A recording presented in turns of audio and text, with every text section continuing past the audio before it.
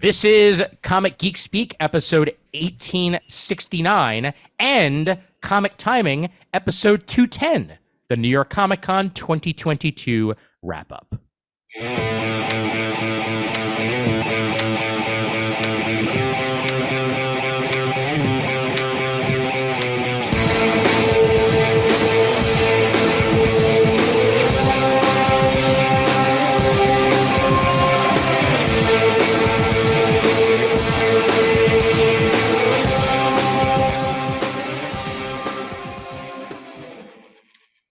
Get that slow fade going there. Co-branded episode, because why the heck not? As I am Ian Levenstein, and welcome everybody to the show. This episode here, we got a bunch of people who were at New York Comic Con 2022 to share their thoughts and opinions on a show that happened, and whether or not it was a success, whether or not it was somewhere in between, or whether or not they've got work to do. And hopefully we'll get a little bit of A, a little bit of B, and a little bit of C, all wrapped up in one episode here. Joining us, the man who mostly was behind the booth, but occasionally had a panel to do, Mr. Jamal Igle. Hello. Good to talk to you always, Jamal, and I'll probably talk to you for about as long on this episode as I did at the actual con, which I will get into in a little bit. Mr. Julian Lytle joining us as well, the man on the floor of New York Comic Con, and got to get to see some special stuff that we'll talk about in a little bit too. Lucky son of a bitch. Yeah, hello everybody. Long time no see. Long time indeed. Not since the Batman has he been on Comic Geek Speak, and it's been even longer for Comic Timing. So, welcome back to both shows. Kris Naudus joining us as well from her apartment, and for now. Hey, Kris. Yeah, for now though, I found a new place, and good. They won't let me know if I'm actually approved until Wednesday. Thanks, Jewish holidays. Yeah, I told the realtor, I was like, if they turn me down, you are so obligated to find me the most awesome place on earth. I will hold you to this. And he's like, okay. New York. I swear, I'm not moving back ever. Concrete jungle where dreams are made of. Exactly. And Donovan Morgan Grant joining us here as well. Now, Donovan, I forgot to ask you when I was on the floor. Was that your first New York Comic Con? Yes, indeed. It was my first New York Comic Con and my first convention in 3 years. Holy crap on a cracker. Are we going to have to get your thoughts and opinions on the show then? Because, yeah. Oh, yes. Welcome to the world of madness that is New York Comic Con. Thank you very much. It was a mad world. There were people everywhere. Yeah. You damn right there were. And mind you, I wasn't even there for the most mad of days. That's right. Saturday. Saturday's the day where you have to cover yourself in cellophane to ensure that you're not going to get the germs or anybody directly next to you, because you're getting through aisles like this and you're trying to weave through and maneuver and all that doing jazz. This movement, Sunday was just as bad. Yeah, really? Sunday was just as bad because it was compressed. I've never seen a Sunday that crazy. Wow. In my life, it was actually more annoying than Saturday, because Saturday you expect it. Mm-hmm. Okay, but you go into Sunday and you walk and you look at Artist Alley, and all you see is a sea of heads. Wow, you couldn't even see the people that they take. You just saw just bodies, and I was like, "Yo, it's Sunday though." Well, from what I remember from last year's show, yeah, I mean, and mind you, that was the mid-COVID show where they cut down on numbers and vax to get in and mask enforcement that actually worked. We'll get into that. For that one, I remember Sunday was pretty mad. There were a lot of people at the show on Sunday, but that's also because that's family day. That's kids. Yeah, they do the kids' day because normally cons Sunday is a very down day, because anybody who flew in from out of town, they might want to fly out early. Right. So yeah, they try to encourage people to bring their kids. It's always been kids' day, right. But you are right that it felt more crazier than usual. I'm wondering if it was a lot of people who would have brought their kids on Kids Day didn't last year, and this year they're just like, fuck it. No, I don't even think it was that. Just from my perspective, between last year and this year, like we had the same amount of space. Like the aisles were just as wide this year as they were last year. But I think with last year's show, there was a little bit of like relief mixed with trepidation because like it was the first time that we'd done New York Comic Con since COVID. And I remember last year just being like, wow, we were really actually doing this, and just kind of being like, shell shocked the entire time. This year, I feel like a lot of the people who came this year were the people who did not want to come last year because they needed to get tested and they needed to be vaccinated and they needed to be mask compliance, although mask compliance, as everybody else has already noted, has went completely out the window by Saturday afternoon. It was just done and over with. And then Sunday, like I barely saw anybody wearing a mask. And it's funny, haha, and kind of sad to kind of look at social media and like talk to like other creators, like basically people going, okay, tested, didn't get COVID, but I still feel like crap because normal con crud's still floating around. Oh, sure. Yeah. Yeah. Well, and here's the thing with that. I've said as much to a couple people so far, and this is the way I feel about it for the most part, is that, this day and age, cons have a responsibility one way or the other. They're either going to tell you up front, look, we're not enforcing it. You can wear them. You can not wear them. Right. It's up to you. Do that. And that's fine. Reed has done both for multiple of their shows. For PAX, it's still mask all the time. There were mandates even still in place for PAX West, if I'm remembering correctly. For Emerald City, there were mask mandates in place at least. For C2E2, there were not. Right. And C2E2, that's the most recent show that Reed ran outside of PAX. And now here we are with New York Comic Con, and going up to the show, they reiterated there is going to be a mask mandate. And fine. You're saying that on social media, that's perfectly fine. When you walk in and there's no enforcement, that sends a very mixed message to people who may have been attending that show because they specifically said that there were going to be masks, whether or not it's, makes more people more comfortable or not. It's still, con sets the rules. You either follow those rules or you don't. And if the con doesn't follow the rules, that's a mixed message. There are screens everywhere with, masks must be on at all times unless you're eating or drinking.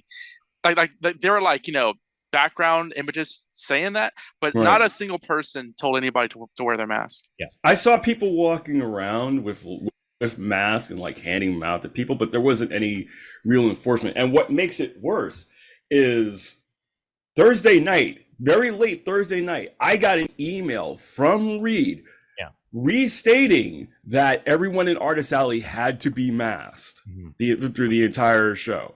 So there was some sort of attempt, I guess. But I did Rose City Comic Con in the beginning of September. I did San Diego. Yeah. Both of those shows, they had people, like security people, like kicking people out of the show. Yeah. If they refused to put their mask on, especially San Diego. San Diego was super diligent. The funny part about San Diego is I got COVID, but I didn't get COVID at the convention. I got COVID at the hotel. Yeah. Damn. Where mask compliance barely existed at all. Yeah. Like I really tried, but like the one time where I was just like, hey, let me have a drink, I get COVID. Right. So, well, I will point out that a site that is quite literally owned by Reed Pop is one of the sites that was reporting on the failure of mask enforcement at the show. And they reported on this on October 6th. So after day one. Right. And Reed was saying It was clearly not enough. You can see that for yourself. They also say later on in this very article on the popverse.com that there would be changes in enforcement in the next couple of days, and there wasn't. So yeah, like after the con. exactly. I wonder because I wonder with that because it's like I saw the Comic-Con staff, like, they had their special shirts on, and I saw them confront people, but the staff that works at the convention center, they couldn't be bothered. They don't. That's like there's a certain I give like there's a certain amount of grace, to the con people because it's like, okay, you got your Comic-Con people in their special shirts and they handing out things, say, yo, I need you to put your mask on, and you talking to this one person and there's 10 other people around them, and it's just you and the other person trying to control the queue lines at the panel section, like. Yo, you ain't gonna win that battle. It's over. You lost. Right. And it's like if the Javits folks, the Teamsters or whatever work there, and I got history with them folks. Them folks. Jamal, no, he didn't done enough tables at that space. Yo, them people is not nice people. No. Like they got the full old school movie New York reputation. Like, oh, you ain't doing nothing. Like, where's Sal? I gotta pay off to get me my shit done or something. Like. Right. So I don't know. I have a feeling like probably out in California, they've been about that mask life, holding people down during the whole pandemic. They have a different idea, but we were like that. We were like that here too until I don't know. It seems like y'all gave up once y'all got Eric Adams. It seemed like y'all didn't care no more. Well, that's an entire conversation. Yeah, that's a different. That's not con. We have this entire episode be about the failure of New York politics, and frankly, every single listener will stop listening. But that's my little viewpoint. That's my little viewpoint. I feel you, and we all agree, but that's beside the point. but either way, it's not even the first time that a convention center has had to deal with this, because if the convention center itself is not enforcing it, it's very hard for the show itself to enforce it. Right. Yeah. And it's not just New York; it's been in other situations as well, where that's come down to it. Like, there's going to be a mask mandate. Okay, great. Nobody at the con that's actually staff is wearing masks because they don't have to. But whatever. I think next year they're probably just going to say optional and not even try to put the idea up there. But there's some other changes that need to be made for next year. We'll get into that, and I can touch on that as well. Yeah, I wanted to follow up on the fact that they had the mask as a rule and didn't enforce it. I think might have led to a lot of other bad behavior. Like, there's a piece in Bleeding Hula about how there were a lot of more thefts and harassment reported at the con. And I mean, the Bleeding Cool piece says part of it is just that post-COVID, everybody's just forgotten how to be a human being thing. But again, when you have this big rule, you have signs for it all over the place, and you don't even enforce that, you send that signal that people could probably get away with other things. So that's why, like, it's probably, if they do next year, it does have to be optional, because you cannot have this, you cannot have rules that you're not enforcing, because then suddenly everything's in the air. The cosplay is not consent thing, is suddenly up for grabs. It's not a good look. And in previous years, long before COVID was even the case, like, New York Comic-Con was pretty damn good at enforcing their own rules. Right. Like, there were, isolated incidents, because that's the case at every single convention. But if they were to happen, you'd see that next year would reflect that. Let's see what 2023 has to do. Didn't somebody get into a fight in like Peach Momoko's line? Yes. I read. Yeah. Really? Oh, really? Yeah, like she had to stop signing or whatever because they was squabbling. Yeah. They was squabbling. I was like, okay. I usually don't see that kind of stuff at because I would, before COVID, I was going to San Diego for like 10 years, and like I can think of like one instance where I got kind of rowdy, and that was when we were leaving on Sunday. But I mean, even I didn't see that, but like there was this I think there's like this drunk guy kind of like, grumbling around on the floor, and that was the first time I've ever been to a con and been like, like security probably should come out here, because like he seemed to be pretty threatening while he was kind of just moving through people. Yeah, it was. Yeah, I just thought that was interesting, and all the people who lost it got their phones taken. I was like, oh, the streets is out here. Like, The streets is blood into the con. I don't imagine too much like, money to be made. I think. Well, I don't imagine that like next year would have any stricter policies, but that the fact remains that like they, you know, as we've always said, like NYCC went into this saying that it's going to be a mandate and there wasn't. So like clarity is the issue. Seems more than like, you know, whether there was a mandate or not. Like if they said there was going to be not a mandate, I don't think we'd be talking about it really. Right. To touch on the Peach Momoko thing real quick, I'm looking at sources on that, and essentially Peach Momoko was too popular for the con, from the looks of it. Oh yeah, no, her line was huge. Yeah, by 10 a.m. the line was capped. Yeah, like let's think about that for a second. By 10 a.m. doors open, the line was already capped for Peach. And I understand, you know, Peach Momoko is freaking huge right now. Not only just for the X-Men stuff, but for her, but for stuff in general. Was she in the artist alley to do the signing? Yeah. I mean, it seems like future years are going to have to move her to the autograph hall. Oh, absolutely. She was across from me, and like the line, like I'm, you know, more power to her. Yeah. Yeah, I mean, like there was never a lack of line. It reminded me of the days where like Rob Liefeld or Todd McFarlane would be set up in the artist alley in the back, and you'd see like the entire back looping around in like a snake way type line. Right. I saw that for Jim Lee and Scott Snyder on their lines. They were not. I didn't even see that. They were kind of hiding behind a curtain, like they were like the Wizard of Oz or something. Yeah. Well, sometimes you got to do what you got to do, man. I mean, that's as far as that goes.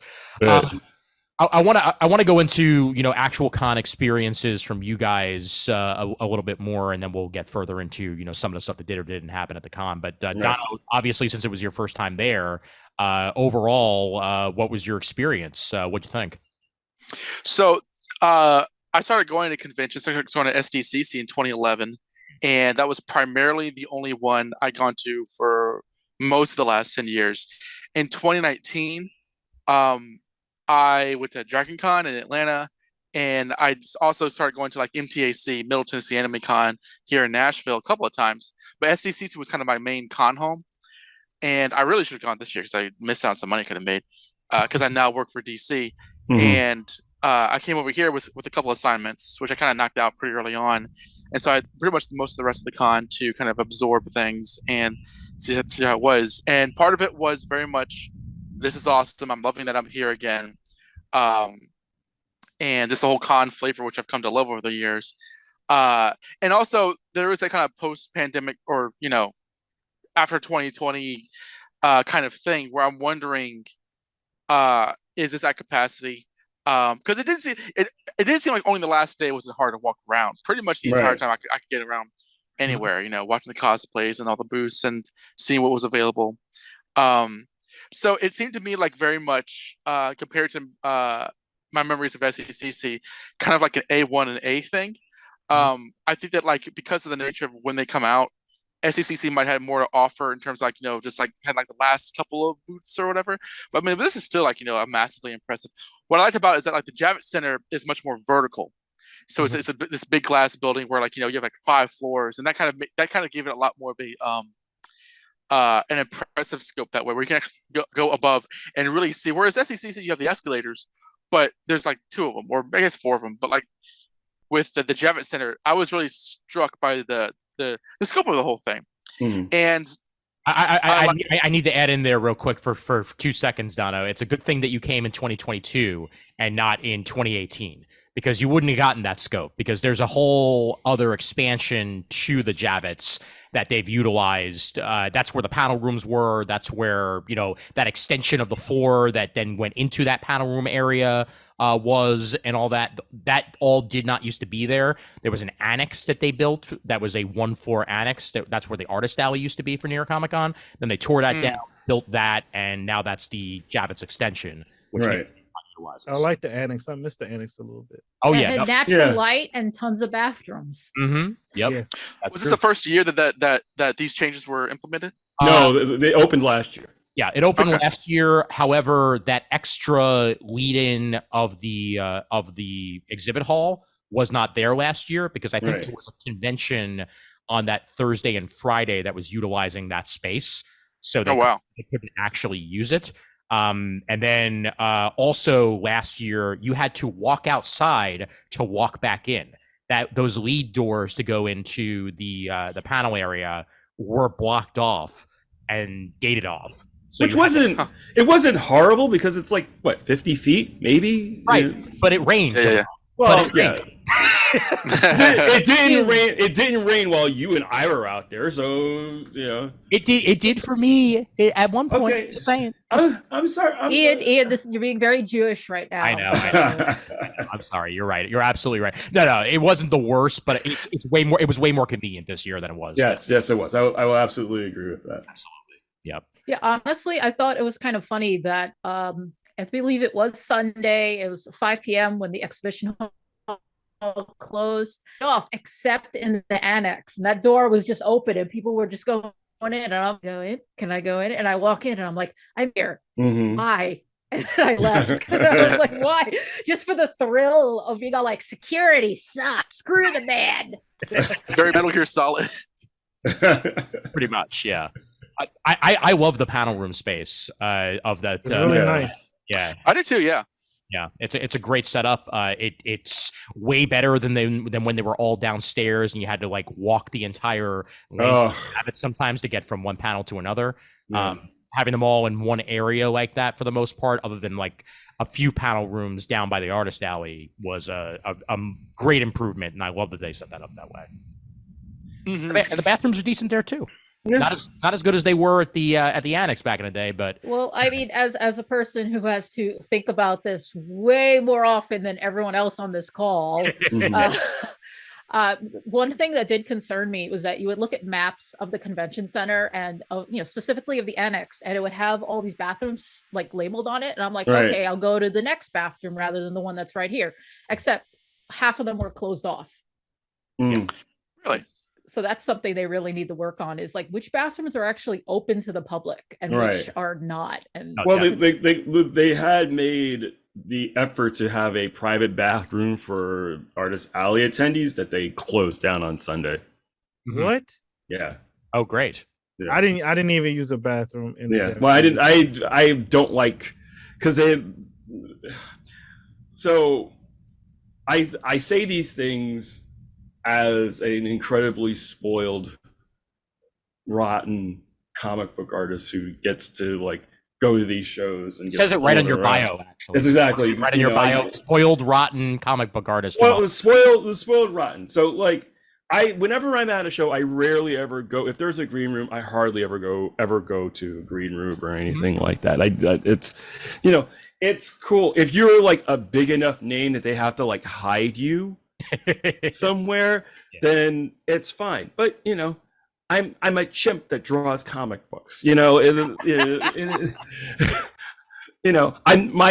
fame is somewhere between like Market 15 drive time radio show hopes and rodeo clown. So it doesn't bother me that they close it down. But I know, like Kris was saying, if you're going to go out of your way to create this space for your creators, let people know. They didn't even tell people that they were shutting it down on Sunday. They just did it, and like word trickled out. The whole experience of New York Comic Con, something felt off. Something felt very, very off. Which is funny because last year was one of my favorite cons. Oh no, I had a great time last year. In terms of crowd size, it really reminded me, like it was close to the way it was probably in like 2017. Yeah, like it was that close to capacity. But the energy felt off in the room, and I still have a really hard time kind of putting my finger on it. I don't know exactly what it is that, not uneasy, it just felt there was a kind of like a bit of negativity happening. It was just very. When did you first pick up on it? Probably Thursday. Okay. Actually. Now was it just negativity? Like, was it just like a negative feeling in the room, or was it more like behavioral? Yeah, more behavioral than anything else. Yeah. Well, I mean, this tracks with the stories that have come out about how it's just people have lost their goddamn minds anyway. But it just there's just like a negativity to just the feeling, and that's just from my perspective. I spent most of the con in Artist Alley. The only time I even went to the show floor was like first thing in the morning on Saturday, and just to look around and see what was up there. But I mean, the show went well, and I had fun. I think for me, like, the best part, honestly, was getting to see a lot of people from outside of the country who I haven't had a chance to see in literally like 3 or 4 years. Like, I get even Race, Mahmoud Assar, the scary part is I saw them and went, holy crap, we all have gray hair now. We were the young Turks, and now we're all going gray. This gray beard has no idea what you're talking about. Yes. Yeah. And then meeting new younger creators, and like just like got to meet Dan Mora, nice guy, really nice guy. Yeah, I met him too. Yeah. Him and Jorge Jimenez, like, if you've ever seen like a photo, like, they're beautiful men. They are tall, beautiful men. They are much better looking than they should be. Excellent comic book artists. Yes, exactly.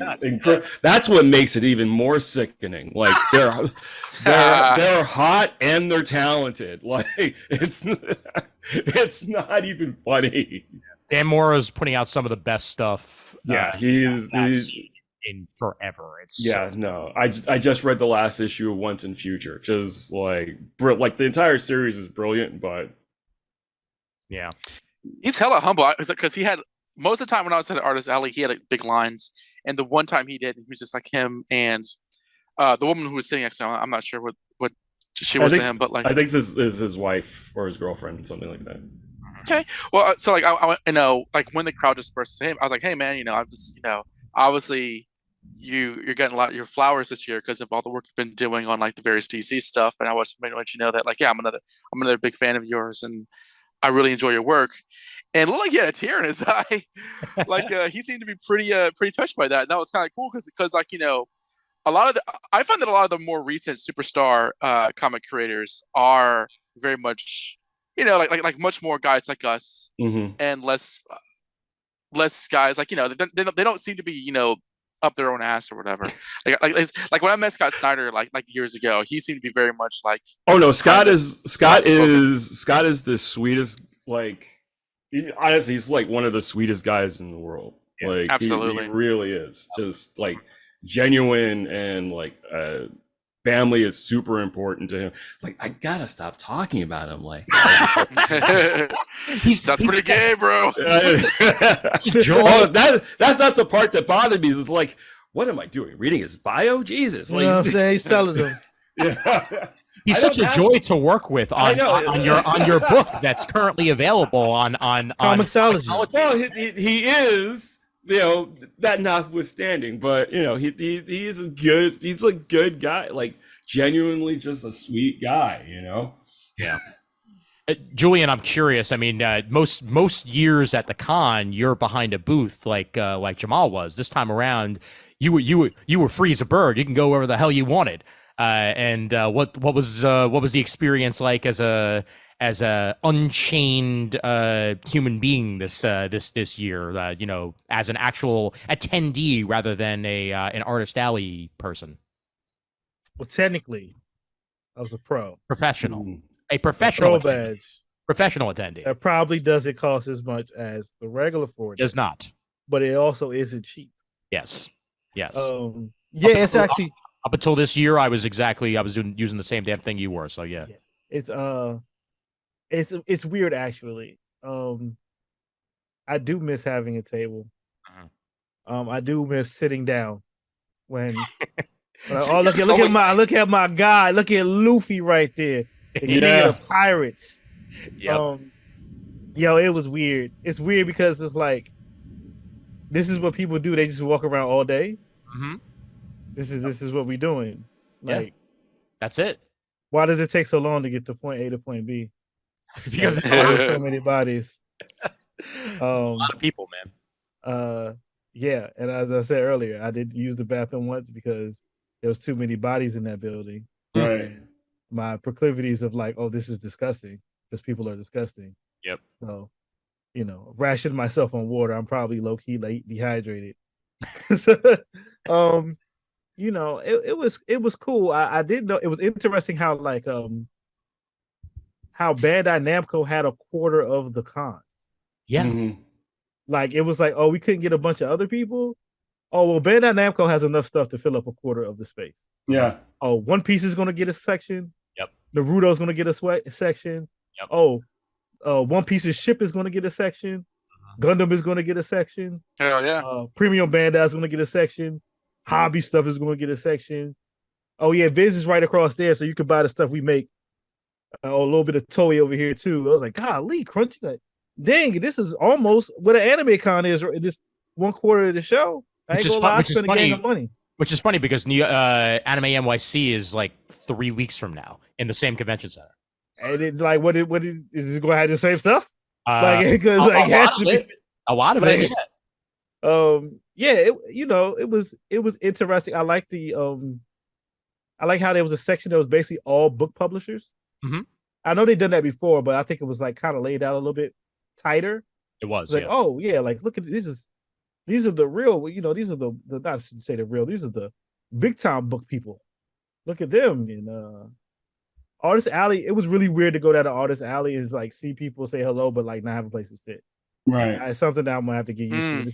And it's because I didn't make anything new really, and I've had such troubles getting accepted for Artist Alley tables the last 6 years or so that I've actually given up. I hear you. Like I was surprised I actually got approved for a professional badge, even though like I think I've done enough stuff over the years to equal a professional badge. Yeah. I ain't gonna lie, I have a little bit of resentment because it's like you guys had no problem with letting me in Artist Alley between the first one through like the 10th one. Yeah. You took my money for all those years, and all of a sudden it's just like, oh, my money's no good. And then you get there, you see like there's all these big groups of artists underneath the like one banner, and there's like competing groups or gangs of them. And I see why a singular artist can't get a table, because if whatever this management group buys like 25 tables. That was interesting this year because that was way different layout wise for Artist Alley. That I would walk down and everybody would have the same banner because they were all under the same, general the same management. I don't know if I've seen that really happen at too many other shows. Yeah, this is the first time I saw it, but it was like I'm used to like the one that I think like that like Tom King and Scott Snyder and all them. The sketch. Comic art. What is they comic? Yeah, comic sketch something. But but they also had more than usual. It was like it was bigger than what I've seen in any other show. But then that was like the Kirby art people, and I was like, what is it? What is this? And there was like another one. Yeah, like, my art rep. Caden's comic art. Yeah, Caden's had one. I think there was another one too that I never heard of before. I was like, there was a few, like Jason from Essential Sequential. Yes. Had his, but he usually, like, for the big shows, he usually comes with like Dave Johnson and like Cully and all those guys, and all those guys kind of come. Sean Crystal, all sort of come in en masse normally to shows. But yeah, there's definitely like there's a war coming. Yeah. I got real gang vibes. I was like, oh, this is gonna be somebody go a set trip in one time. There's literally like 4 years of originals sitting in most people's houses right now. So what you're telling me is that next year there's just going to be a section called Warriors. Basically, yeah. Just going to have an entire gang fight going on. That's exactly. We're just going to have. Well, somebody's got to be Riff in that case, and it ain't going to be me. So. Yeah. Man. Yeah. But going to panels was cool. As we said earlier, the panel areas was nice. It was interesting to see who got what type of rooms to do their panels, and I didn't go to like the really, really big panels. Yeah. Because I don't care about that stuff enough. Some of my favorite panels are the smaller ones, honestly. Yeah. Like the ones that you don't have to line up an hour before in order to make sure you get in. Yeah, totally. I'm gonna get those emails, and they're gonna send me a screener of that TV show early before anybody else anyway. So I don't care. But it was just anywhere season 3's out. Yeah, I don't know. I got email something for that probably somewhere. I'm not reading. Yeah, it was just interesting to see like Marvel's panels were like kind of in a bigger space. DC's panels all in one room and in like a slightly smaller space. And then the other publishers was in like little other ones. And then like, but Comixology got like this really good room to do their panels in. And I was just like, I wonder how I was just thinking sometimes like, how do they pick that? Like, how do they decide who goes where? And he who has the largest paycheck wins. Yeah, that and if you're going to be Marvel or you're going to be DC, like immediately you're getting one of the bigger panel rooms for the most part, just because they know that at least of the comic nerds, those are going to be the ones that are lined up. Like if it's a Spider-Man panel, if it's a Batman panel, if it's a what's next in Marvel Universe panel or what have you, like there's going to be so the space for the Marvel panels was big. It had a lot of stuff, nice little lights and big TV screen. DC panels, they had that nice type of setup. They got buzzed down. They got buzzed down. I barely felt a presence from DC. I mean, I actually didn't even go to any DC panels. I know there was Superman. They only have 4. They have one. Yeah. Each day. Well, part of that they probably blew their load back in like July, right? On SCCC. I figure. That's part of it. The other part of it is that because they don't have offices in New York anymore, it's there is no DC booth on the floor of New York. Right, exactly. So there's less investment involved for DC. So there's less of a reason to actually, get your creators there to do panels and what have you. Well, they threw the money into the party. So. Yes. I wouldn't know. I wasn't there. I'm just saying. I'm sorry. Oh boy. I mean, were the mini quiches at least like? No, they had like little hamburgers. Yeah, the smallest sliders I've ever seen in my entire life. They look like they look like the cereal. Like you remember, didn't like the wolf. They had the little joints. It was like those. But it was like little cheeseburgers, and they had like some iron little wings and stuff. And it was good. It wasn't bad food. The drinks were better. They cooked too much food for how much people actually ate. Yeah. Yeah. Well, there's always too much food at those sort of events because they overdo it. But Marvel was back on the floor. So Marvel had their full booth back in the same space they usually had because last year they weren't there. IDW had a booth. Boom and Image both were not on the floor at all. So like that huge Image booth that used to be there for previous New York Comic Cons that's surprising. That's surprising. I was surprised at all. Yeah, I was surprised by that. And there were definitely more publishers back this year that just skipped last year. DC's just written off New York Comic Con, frankly, and I mean, DC's written off big shows in general. That's true. Yeah. Well, you got to figure they're in the middle of a transitory period. Thanks, David Zaslav. I mean, they did DC Fandom the past 2 years, and then they canceled it this year because, again, thanks, David Zaslav. So I think that's part of. And there's layoffs, more layoffs coming on Tuesday. It's more of a general trend, I think, though, that a lot of companies discovered that they can get their message out to the people without spending, thousands and thousands of dollars on booths anyway. Yeah. So well, this booth that I had up earlier, that IDW booth, I think was my favorite booth on the entire thing. Also, that's not Weird Al Yankovic buying merch, but it really does look like him from the back. It's Daniel Radcliffe. Yeah. Clearly, it's Daniel Radcliffe in disguise. Yeah, right. But can't wait for that movie. I really want to see it. I think that things were way more spacious on the exhibitor hall this year because they had the ability to do that. Because with the extra space, they were able to at least like make the aisles a little wider, and right. I don't know, there was just better flow in general. I mean, mind you, I was there. If I was there on Thursday, that's the difference. Right. So, for all I know, the other days was entirely different. It was. I think it was better than previous years, at least, because sometimes like when you're trying to leave the exhibit hall and you get that clusterfuck in the very front, like usually near the large booths, right? And you might get stuck there for 5 minutes just trying to leave. And that's me being very like kind and generous, because like I've had times where it takes 10 minutes, 15 minutes. But let's say you're just trying to pass one booth and it might take 5 minutes just to pass one booth. This time I would say I was definitely, I could only maybe 2 to 3 minutes instead. I know that doesn't seem like a lot, but it adds up. And there definitely was a little bit more space around the big booths. And, I was regularly cutting through the Dragon Ball booth because it wasn't as packed as it's been in previous years. So... Yeah, well, they also didn't have like the huge setup that they had in previous years, where like you could take your picture and like pretend that you're eating ramen and stuff like that. And but they did have Gundam Base, which was true. Yeah, they had it for they also had that stuff for like Naruto and like One Piece. Yeah, gigantic like ramen bowl thing. Yeah. Nice. They kind of saved a lot of stuff for the Dragon Ball Breakers game demo stations. It was interesting. They had so much stuff like.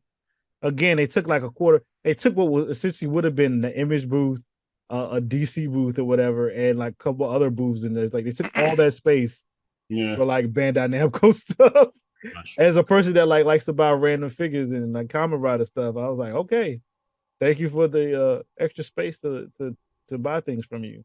I also wasn't expecting the gamer space in that new edition. As you walked over to like where the Javits North is, right? They had a whole section where people were set up with their with their computers, like doing like LAN situations, and that is definitely new. It's cool to see it. It's surprised they didn't do a tournament or anything. I'm surprised they didn't either. This was definitely a test run, though. I guarantee you, next year you'll probably see something like that. It just getting the word out about it. And there were also some gaming booths set up there, and some other publishers that were hidden in the back there too that hadn't gotten tables in previous years. So, but they also left a lot. They left a lot of people who had gotten tables, in previous years that were left in the lurch this year. Oh yeah. No, that's very true. Yeah. And I mean, unfortunately, like that's the sort of turnover you see all the time at cons, where like for no reason, like somebody gets it one year and then doesn't get it the next, and that's just whatever decision making comes down. I know it's a lot of it's like lottery though, because there's so many people that put their names in, and then like they basically like take the names randomly out of a hat and like, okay, I guess 52 gets it this year. Sorry, no 36. And then that's that with that. But that's I only know so much about con life. All I know is that there's a lot of people trying to get in, and some people do and some people don't. Yeah. What panels did you guys hit up out of curiosity? I mean, Dono, for your first year, what did you hit? The very first panel I went to was defending manga, which I thought was going to be a little more, I guess, kind of satirical almost. But it was led by a bunch of like educators and librarians who were like genuinely discussing like the sort of surge in book bannings and how that's affected, first of all, the history of book bannings in America in the last like 50, 60 years, and how that's affecting the manga market. And I found it to be highly educational, especially as somebody who kind of daylights at Barnes and Noble, where manga is our top selling book genre, led majorly by young people. But there is, the typical Southerner who like just kind of goes like they read backwards kind of thing. And the like the sort of cultural sort of like xenophobia that comes with that, considering how much people don't want their books to be political and all that kind of stuff.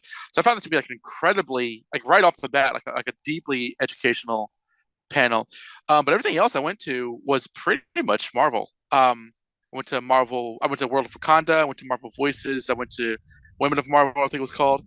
All of this was being moderated by Angelique Roche. I wasn't familiar with before, but like because I didn't really. I'm not surprised to learn that Marvel has podcasts, but she does a couple of those, and that was particularly interesting, especially the Marvel Voices one where they previewed like the upcoming like Daughter of Blade book, and a lot of different things kind of coming out, which was interesting. And a friend of mine, Professor Carolyn Coca, was there on Saturday, and she was just like, Marvel has this real. It's not even like a flex. It's not even like this huge like look how diverse we are. We just are. And never mind, like DC's lack of presence, like DC just doesn't have anything to compare in terms of like the diversity of voices that Marvel does. And I found it to be particularly notable thing from the con that I really thought of. And also kind of reminded me of something that I kind of posted on Twitter a couple years back in terms of how Marvel really is about its new characters and evolution of that stuff. And DC does tend to kind of try to go back to the Trinity and stuff. But that's neither here nor there. Just really if I can kind of speak in general, like this year, 2022, more than anything else, I was really, really struck by the like huge diversity of geek culture as represented by this. And I knew that already. Like the moment I first started going to Comic-Con, I could see that there was. I really did not see any gender majority or racial majority. It was very, very blended. But I saw a lot of like cross pollination cosplay. I saw a ton of like a lot of women are dressed as Spider-Man, right. A lot of black guys are dressed as Superman, the kind of thing, just as an example, like constantly, like it's something where like not only do you see several cosplayers for Steve from Blue's Clues, but I saw a black guy dressed as like his successor in the blue shirt, along with like like the Notebook and everything like that. Like this chick was hardcore. Yes. But like we kind of live in an era now where in terms of this kind of pop culture world that we're in, the political element is often being kind of like waged as sort of this wannabe culture war. Right. But really, the front lines are right here. Like you can see it, and it's everybody. It's everybody of all kinds of ages, of all kind of backgrounds and stuff. And it wasn't learning anything new, but just sort of like being reminded of that with a much more visual, just much more upfront fact of the matter.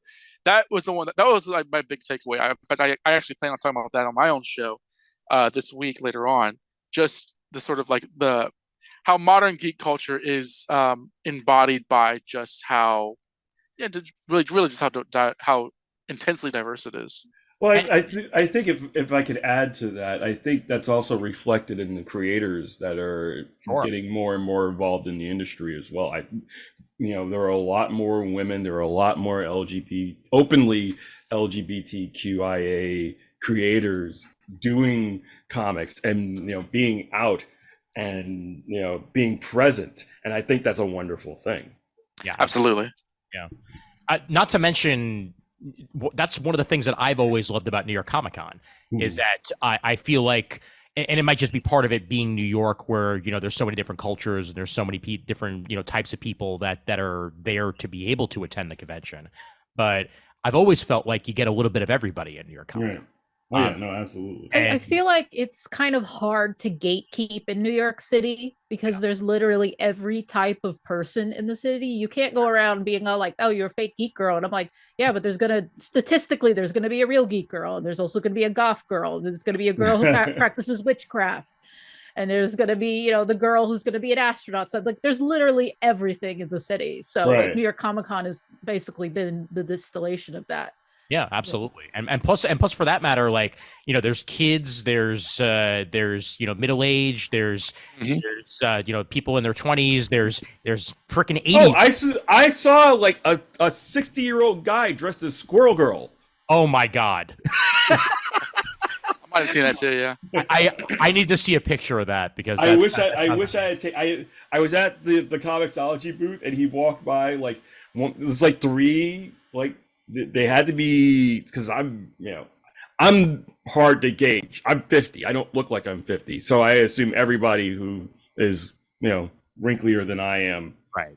Is easily in their 60s. But there were 3 older people, and he was Squirrel Girl, and the woman was dressed as Captain Carter, and I forget what the other gentleman was dressed as. But it stuck out at me, where I was just like, okay.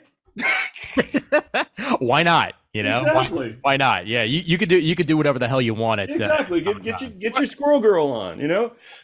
Yeah. And but I think what really keeps me thinking about it is just like when you, and this is this parodied somewhat in She-Hulk, but like the contingent of the grifters online that like more specifically I've been thinking about their sort of the way that they say like the fans this is a win for the fans, or they're betraying the fans, or they hate the fans, and the way that they say it. It's kind of how Jon Stewart said that, how people used to say that we're like Democrat, very disrespectfully. It's like they're kind of qualifying it as a very specific kind of cishet white kind of thing. Right, fans. Right.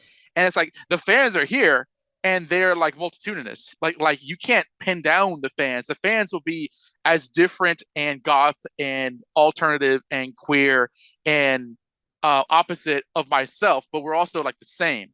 And I really think it was the 3-year gap between not only this pandemic, but just how the politics in the country I think have become a lot more immediate. That just kind of kept me like I think the pictures that I took of the cosplayers ended up being by the last couple of days just the least predictable ones. It wasn't just that's somebody in a Tobey Maguire Spider-Man costume. It's somebody that you wouldn't anticipate putting on that Tobey Maguire Spider-Man costume. Oh, one of my favorites was someone dressed as Boba Smurfette. Oh my God! Yes. Yeah, that's great. That's awesome. I mean, my favorite, and let me find the picture of it. Out of everything, was I found a guy who was cosplaying as the Deep from the Boys with accompaniment. I'll put it that way as I put up the picture. Mind you, Macho Man Randy Savage is not a member of the Boys, but oh wow, that he was walking around the con like that with squid in tow. I like the Homelander with the giant baby bottle. Yeah, exactly. There was actually a lot less Boys cosplay than I would have anticipated. I almost saw like 2 or 3. Yeah, to be honest. Yeah, I would have expected a little bit. I think the problem, and I mean, this isn't really a problem, but I think the reason for that is just that fandom is so bifurcated now. It's so diverse. There's so many different things to be a fan of. I was keeping a mental tally of every costume I saw, and it's just there was no clear winner. Well, no, there's always a clear winner, and it was Dragon Ball. But there's no. I would have said My Hero Academia. My Hero Academia had a big, because there's so many characters of that franchise. Yeah, I didn't actually see as many as I thought I would. Yeah, I'm looking over my own cosplay photos. I saw quite a few Lore Olympus people. But then there was people really I don't want to say scraping the bottom of the barrel, but really going into the depths. I saw one woman dressed as Ann Lister, Gentleman Jack from the HBO show. Oh wow. And I thought that was kind of impressive. I took a photo of her. And not my favorite, but I was like, I know what that is, and I don't even watch the show, with 2 people dressed Superstore. Oh, cool. They had the little vest and the name tags, and I'm wow, that is incredibly random. Yeah. Can I say my favorite cosplay? What? Go ahead. Mine was it was a Peter Parker and Mary Jane, specifically from the 90s Spider-Man show. Yeah. Mary Jane in the yellow sweater and Peter in the blue and white shirt. Oh, and wow. I flipped out, and they were like, "Oh, we thought that nobody was going to recognize us," and I could not stop yelling. I was so happy. Yeah, so he had the blue collared, short sleeve striped shirt. Yeah. Maybe I can find it and I'll send it in the group. Yeah. Can I also point out that, I mean, talking about staying in character and what have you, that Disney put in for a Wonders of Xandar booth on the floor. I didn't even know what that was. So this was advertising the Guardians of the Galaxy ride at Epcot.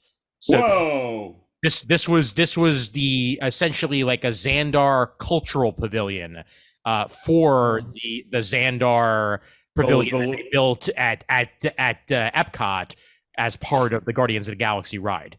And you would go in and you would exchange knowledge or a good in order to get a token to then use their vending machine, which was set up like in Xandarian writing and what have you, and get a thing of Xandarian peanuts. This was the whole process that you had to go through, and everybody stayed in character. Like all the people that were working at the booth were like 100% in character the entire time, like Disneyland. Yeah, Disney World. Yeah, I was just about to say, yeah. Yeah, essentially, like this is what the actual like vending machine looked like, and the guy was asking us questions like, "Is this how vending machines work on Earth?" and stuff like that as we were waiting on. What? I have to admit, I love it when they commit to the bit. Yeah, exactly. And this was 100% commit to the bit. This was just what I wanted it to be on there. I wasn't expecting this to be on the floor, but was damn happy that I had that experience and that I waited online to get some damn peanuts. It was definitely one of those things that you can only really do at a con. Yeah. You're just like these random little like tasks that they give you that anyone can achieve. And then, you just wait on the line. And since we went on Thursday, it wasn't like a super long line. Yep. Yes. Ian, bringing this up. Thank you. The picture of the Back to the Future, the musical. Mm-hmm. What I found interesting about this year's New York Comic Con is the fact that I feel like, we always think of comic conventions are basically pop culture conventions. Yeah. But when people say pop culture, they mostly mean movies and TV. Like comic books Hollywood. Are there, but they're kind of like low key usually. And then but other types of media don't really get to play very much. But here at New York Comic Con, like you get off the subway and there are people throwing postcards at you for Back to the Future and for Harry Potter. And there were panels for them. And again, the booth that we were at was for a ride at a theme park. So I mean, it definitely seems like they're looking at like conventions as a way to just talk about anything, I guess, kind of like any tangential, yeah. Playbill had a booth. I was just gonna say, Playbill had a booth. Playbill had a booth. And multiple panels. Yes. They missed an opportunity, however, because the only New York Comic Con quote unquote playbill they had was a sticker or like a postcard that you could get. If they had actually had a physical New York Comic Con playbill, I would have put down $25 for that just to have it, because it's a unique souvenir that would have been just added to like the tons of playbills I have. You know what? I'm sure somebody along the line made that suggestion. They'll probably, if they do come back to NYCC, they will probably do that. Make it happen. Yeah. Oh, and they also had custom T-shirts yet again for New York Comic Con. That was a thing that they did a couple of years ago that I'm not sure if they had it last year, but they did definitely do it the year before that. Yeah. Wait in line, choose a T-shirt, and it would be custom printed for you while you were waiting for it, which is pretty cool. The playbill should just be the programming program. Yeah. Instead of Dens of Geek, it should just be like, playbill. It tells you of all the panels. I didn't even see any of the program guides all weekend. Anytime I walk by one of the where the holders are, I never saw any. And then meanwhile, like I see a woman walk past me, she's got a whole stack of them, and I'm like, I want to murder you. I just need one. Just need one. Because clearly she's just going to put them all up on eBay and somehow think that she's going to make money off of. There were a lot of tourists this year. There definitely were. They were better stocked on the other days too. Like they had regular refillments of the programs, like especially on Saturday. I would see them come fill it back. I just had bad timing. Probably. Which shouldn't ever happen. Like that thing should always just have at least a few. So if you need one, I use the app most of the time, but I found it to be kind of slow this year. Yeah, cumbersome. I find it cumbersome. It's not I will pull out the magazine and like, I need to see where this panel is at what time, because I don't feel like dealing with the app. Yeah, it is not at all the best app. I still think that Guidebook is the premier for conventions when it comes to signing up. I know that it costs money, and that's why a lot of places have decided to make their own apps to try to make it better. And New York Comic Con's app has always kind of sucked. Yeah, that's true. Yeah, it's not about trying to make it better. It's about the fact that they can get some guy in like a third world country to build them an app for cheaper than Guidebook will charge them to put the program on that app. Exactly. Yep. Yeah. Interesting. Chris, no offense to people who get work on Fiverr, but stop going to fucking Fiverr. Kris, Sorry, you have to bleep that out. It's all good. It's fine. This is already going to have an explicit tag anyway. There have been enough curses, and I'm not going back and editing. Fudge you, butthole. Yeah, you should have told me. I would have held back. It doesn't matter. It's fine. Kris, what type of panels were you at? Because I know that's. Yeah, I don't usually go to panels at New York Comic Con. Like it's weird for me because usually when I go, I get a press badge, and then I try to find like one or two things to justify the press badge. And this year, because I'm between outlets, I really didn't have like a drive to like do anything. Like I didn't even get the emails about the Star Trek panel because, hey, Paramount, if you're listening to this, you need to fix your press list situation. Wow, I did. Wow, when you were saying gaming, I thought you was. That's huge. Oh no, it's beautiful. It was nice section, man. Full section. Yep. Wow. But I didn't really do any press focused things. So like Thursday, I just kind of, farted around the convention center with you and the other people we knew. And then Friday, I was like, I just walked the floor, just like did every aisle. I had intended to like not buy anything because I'm supposed to be moving at the end of this month. I'm like, yeah, no more stuff that you need to pack up. And then I'm like, God damn it, I need that dog book. You son of a bitch. Yeah, I did buy a few things. And then like Saturday was let me hide in a panel room all day. Because the one thing about the Javits Center, the main Javits Center, not the new annex, is that the rooms they're like 3 or 4 rooms deep. Yeah. And once you're at like, you get to like the 4th block of each of these rooms, you're not really seeing anything. And maybe you can hear the people at the table, like speaking or whatever. So I would just like go in there and just hide in the back so I could like recharge my phone. But, I could still listen in on some of the panels. So I did attend. Yeah, I pulled out my phone just so I could read off the list. I went to From the Great Gatsby to Hamlet, comic creators offer contemporary update to classic lit favorites. Ooh. So there was some stuff I wanted to pick up from that one. Hold on, the Yen Press. I don't normally do like anime manga panels, but I was like, you know what? You know what it was? Is their booth was really interesting on the exhibit floor because now they're going to start publishing. Because normally they're a manga publisher, but now they're going to start publishing Korean stuff. Oh, cool. Korean manhwa. And one of the ads like caught my eye, so I was actually curious. So I ended up going to that panel. And because there's because there's less than 150 people in this room, everyone gets a book. Yeah. So I got a free manga, and then I was like, I have to go find another panel so I can sit in the back and read the book. And that's how I ended up at I'm a Superhero, writing our favorite Marvel characters with Preeti Cheeber, Samira Ahmed, and then I'm looking at the moderator Swapna Krishna, and I'm like, hey, she used to work at Engadget. So, I went up and introduced myself, and we had a nice little friendly Star Trek chat, and I'm like, cool. Now I'm gonna go hide in the back of the room because that's the only reason I came in here. And they're like, that's fine. I think there's like an understanding that the people in the back of a panel room are not really there for you. They're just there because they need to sit down. Oh, yeah. I mean, sometimes you just find a creator sleeping in the back. That's just the way it happens. You're never gonna forget that. I'm sorry, Paul Levitz, if you're listening, you were asleep in the back of a panel room. Anyway, continue. Well, it was Vertical Comics even because we went for our friend Ed, and then like we turned around and there's just Paul Levitz stretched across several seats. It was actually kind of touching in a way. It was, yeah. Yeah, but I think for me, I mostly just wanted to like, I don't know, just feel like a normal fan again and just walking around. And earlier, Julia was talking about how they have the different book publishers. Mm-hmm. And I always go to that section. Like Ian knows me, I'm always like, we have to go there. We have to see what they have. Sunday used to be my favorite time to go to that section because usually they didn't want to take anything back with them. So you could always get freebies. Right. And then everyone else figured out that's when they give out the freebies. So there's no more freebies. But what I thought was interesting, and I'm sorry, I'm not talking about panels anymore. No, this is my general like impression. What I found really interesting about the publisher section was that it was basically like a big book market. Yeah. And like in a different way than like when you go to a comics convention, because comics convention, we think of things like long boxes and like special editions that you have to, when Ian posted the picture of the IDW booth, where I did actually buy, I bought 2 copies of the Lower Decks #1, the convention exclusive edition.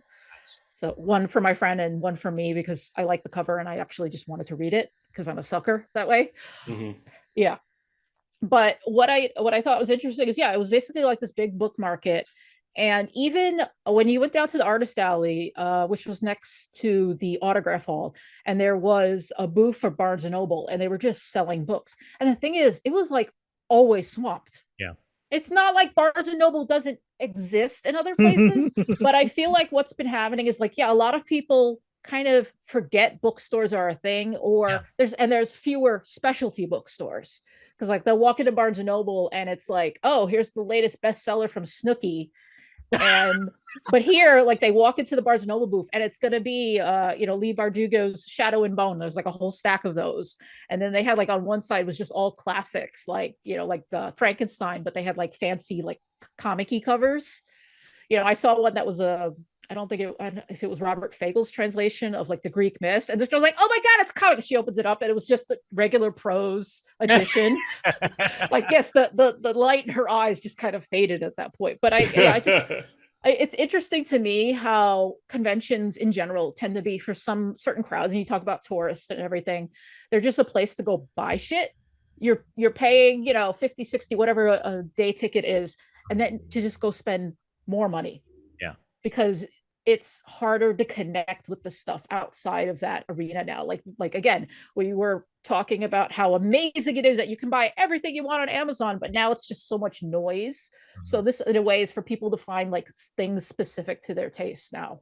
Oh, sure. Yeah. And I mean, that's how I buy most of my comics, at least most of my trades for the year, is usually at a convention, because it's there.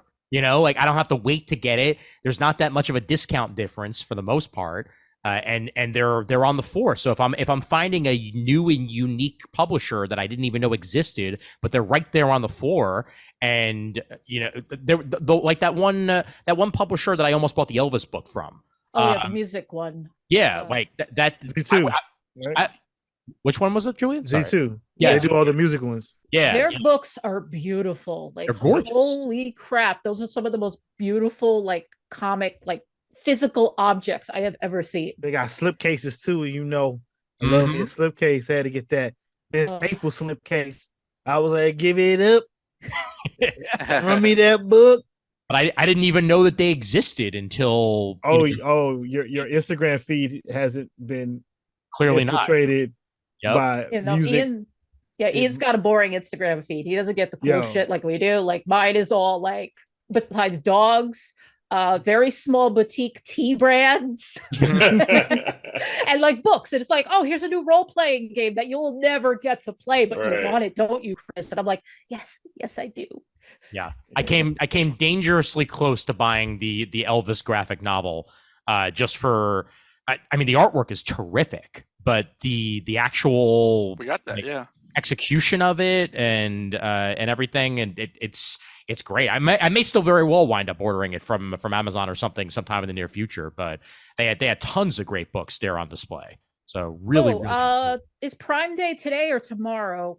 I think Prime Day's tomorrow, as we're because bookshop.org is doing free shipping on the same days as Prime Day. So if you want to order something but you don't want to give your money to Amazon, you can put it towards a local bookshop and not have to pay shipping. Okay. Time out. I thought we just had what? I don't even know what those preview days were. There's another Amazon thing this week. Yeah, there's always something. Oh, they doing too much, man. Come on. It was just nice just that one day in July randomly. Okay. All right. I was confused by this. I didn't know this. I was getting tweets with Mario 64 talking about, oh, this is on sale. This is on sale. This is on sale. I was like, okay, I don't need none of that. But okay, but yeah, Z2 got some great books. Like, since I follow a lot of music, my algorithm was inundated when they first started putting out stuff. I know they do the stuff with the Gorillas, so the Gorillas art book. Oh yeah, is with them. Damn it! I was gonna get they had 2020, I think 2022 art book. Yeah. I went by that booth twice and I forgot to get that. Yeah. They sell it. There's multiple covers, so it's they have a lot of stuff. Yeah. And everything that just has beautiful form factors, man. Yeah. Yep. Good stuff. They had a panel. They had a panel with Ice-T and Coco. Oh, I thought I saw that because they're doing like a new like crime universe or something with Ice-T. And I was like, he should have some stories about the streets. That's the word. Well, it's easy for them. They only live like 15 blocks away. Yeah, I was gonna say that, and also, I mean, he's been a member of the Special Victims Unit for years, so clearly he knows. Did you guys see the episode of the Boondocks where like I think it was like Gangsterlicious or whatever, but he was talking to Riley about, I used to go to sleep at night and dream that Ice Cube would come in and kill my whole family, and now he's making family movies. I think about that a lot when I look at Ice-T. Oh no, I do remember that episode, and it's the line. It's who's the little one, Riley? Riley, yeah. Riley goes, the guy who makes family films. That little thing in his voice, like I remember that so well. Yeah, I know exactly which episode you're talking about. Ice-T made a song called "Cop Killer." I also just watched the episode of Rick and Morty again, the Get Swifty episode, where Ice-T is in that entire episode until eventually he goes back to his home planet and his father turns him back into water tea. Nice. Oh man, yeah, Julian, I gotta hear more about this DC thing that you went to, because like I checked my email after talking to you on the floor, and I'm like, I got this email, but it went into my promotions, and I completely missed it, or else I probably would have been there too, getting all the swag that you did. I always look at your promotions tab in Gmail. Yep, clearly, always go through. So I think it was a few weeks ago, maybe even it was a while ago. Yeah. It wasn't quick. Subscribers to DC Universe. And I think it didn't go. I don't think it went to the monthly subscribers. Only people who have the annual plan. The annual, yeah, which was me as well. Which is why I got the damn email. I just didn't see it. Yeah. So if you register for this special panel that was happening on Thursday night at a to be determined location, first come first serve. Not shady at all. To be determined location. Not shady at all. You would go to this panel hosted by Jim Lee, featuring Tom King and Mark Silvestri and a surprise guest. So I'm like, all right, bet. Like, I'm gonna go to this. Yep. I was like, I actually saw it because I was going to ask Tom when he was going to the convention, and then I didn't even ask him because I saw like, oh, you got an event. He was like, yeah. And so I signed up, and then I almost forgot because I was like, hold up, like I didn't forget. I was like, they ain't got no address or nothing. Like, and they sent out another email like right before the convention, like, this is what you need to do or whatever. This is where you need to go. So I put that in my Google Calendar so I would know. Knocked 3 times. The password is catfish. Like, yeah. So yeah, like basically you had to go across the street from the convention to like one of the little parks in Hudson Yards. And there was a Soul Cycle, like in like one of those little park areas. Yeah. And you had to wait in a line. Yeah. And I was there. I waited in line. It wasn't too long. And then they take you into this building. And I'm like, okay, this is weird. Yep. And then you walk past this really fancy New York ass lobby. Yeah. With this great big desk area for, I guess you would talk to people. That reminded me of Morris's Justice League, how Lex Luthor would have a desk made out of the oldest tree in the world or some shit. and they like walk in the student building, and then we get on this elevator, and there ain't no buttons. And I'm like, so where the hell are we going though? There ain't no buttons in here. I don't even know what floor. They just the door closes, just go up. I was like, okay. You get out, and they walk you a little bit further, and then you take your bag off, but suddenly you feel like you're in the airport because they gotta scan your bag. I'm like, what is this? Is just supposed to be a panel talking about some comic books, and I feel like I'm in JFK right now. And then they give you a little bag, and then they take you to the mini airport that's attached to the building. You fly off to Tijuana, like I wish. So they give you your little bag. You go into this, like basically one of this bigger conference room. And at this moment, I'm like, am I in the Warner Brothers Discovery building? I must be in the Warner Brothers Discovery building. I'm in the heart of the beast. Don't let me see Zaz laugh up in here. I'm gonna run him to fade real quick, but take away my Batgirl movie. But shit. Sit down, and I was like, dang, there was a gang of people in here. I didn't think it was be this many. And you sit there, I'm listening, and a lot of excitement, a lot of people talking about NFTs and crypto. I'm like, what kind of meeting? What kind of panel is this? Is this the right place? Why are people talking about crypto and NFTs? We talk about like some Batman comics or something. And then some of the DC folks came out. I forgot some of their names.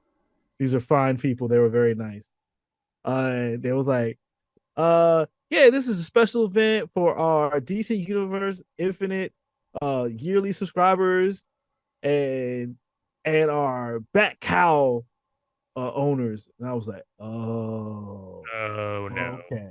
And it was like, can we get a show of hands of like the DC Universe? And I put my hand up. It was like, swear to God, it was like 10 to 12 of us. And they said the Bat Cow. Like, can we get a hand for our Bat Cow owners? And it was clear. It was like 50 people. Like, yeah, woo, NFT, Bat House. I was like, really? This. I thought I was going to see some Jim Lee chatting, but eventually it was that, right? Eventually, like, I think Jim Lee got there a little bit late, and they all came out, and Jim Lee introduced the panel. It was just basically just talking about stuff, talking about comics, and it was just for these special groups of people. So then, like, him and Mark Silvestri were joking around about being in the studio together 30 years ago and playing ping pong, and Jim Lee saying he won, and Mark Silvestri's like, no, you never won, and jokes about X-Men, and then Tom was there, and then they brought out Jeff Loeb, so then they talked about Hush, they talked about Tim Sale, Mark Silvestri talked about doing his new Batman comic, the Batman and Joker team up, like find Commissioner Gordon, and then they was like, okay, well, we're gonna like give you some stuff, we're gonna give you this ash can. It's like the whole first issue in just Mark Silvestri pencils, black and white, signed. Tom's new issue of Gotham Year One signed. They talked to him about that, and then they gave us Hush Anniversary Edition, and that was signed by Jim Lee. And then there was also everybody who asked questions. They would give him a Black Adam action figure, and it was kind of weird. Yeah, because of the level of excitement of the, like, I don't want to call them that they not comic book people, but clearly, yeah, their gang affiliation was just Batman Cow thing. They was really excited, but they also had their stuff there.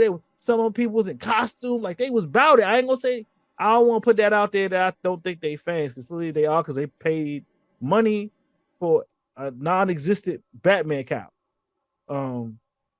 But yeah, it was doing creative, showing pictures to Jim Lee about how they did like little paintings over him and stuff. I was like, oh, okay. And that was it. There was a little meet and greet at the end, and like everybody like bounced. It was like an hour and a half. It was a panel that you would get in the comic convention, because they had no real time limit. They could kind of go as long as they wanted to. Yeah. Right. The amount of free like stuff I didn't expect either. Like a whole graphic novel and like all that. I was like, oh, okay, like y'all really out here giving out free product that y'all could sell. But when I went to those Marvel Infinite Plus panels that they occasionally run at conventions, you'd get like one limited edition cover comic and a poster and a handshake. Like that's now, it. Here's the thing: is that next day at the Jim Lee and Friends panel, they gave away some of the same stuff. Okay, which I was surprised, because it was like, oh, y'all had left over. Like, definitely had left over. You had plans for that, and then going back to what Donovan was saying, like I went to the Marvel Voices panel, and I went to the Jim Lee and Friends panel.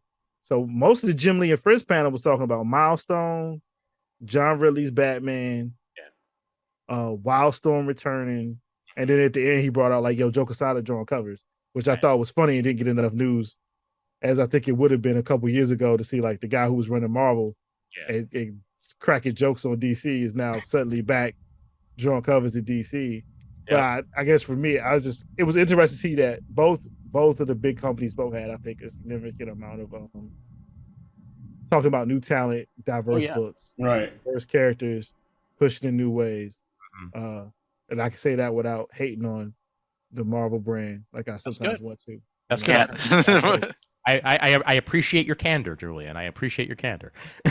But I am checking my promotions tag from this always like it was interesting to see it. I wonder if they do it again at other big conventions. I hope they do for me.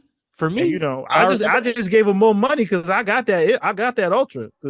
I signed up too, and the best part is that I had most of a year still set, so I don't actually pay until like December. Same. I don't pay until next year. I don't pay until April. Nice. Yeah, my renewal date was originally going to be January, so with the amount of money that I'm paying, I think I renew on like December 26th or something like that. Yeah. So I got a couple of weeks free of it essentially. Yeah, it was a lot. It was a lot of free comics. I just didn't expect that. I think that got a Batman versus Robin comic too. Like every panel they had, they gave you free stuff.